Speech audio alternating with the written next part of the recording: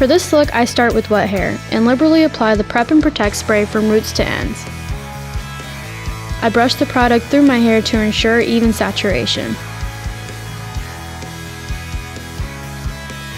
I dispense a $1/2 size of curl cream into my hands and rub it between them to help with even application.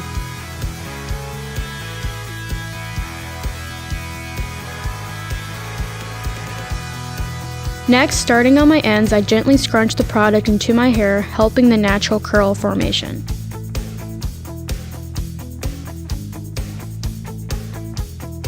I followed by diffusing and making sure to be gentle with the hair. I find if I gently tilt my head to either side, it makes it easier to reach the curls underneath.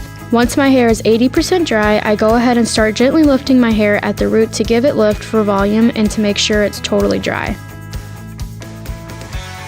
Once it's dry, I dispense the finishing styler into my hands and evenly distribute it between them. You do not want a heavy spot of this somewhere. It's important to apply it evenly. I start at the bottom and gently scrunch the product into my curls. At this point, you can use the styler to pull apart and piece out your curls the way you like them.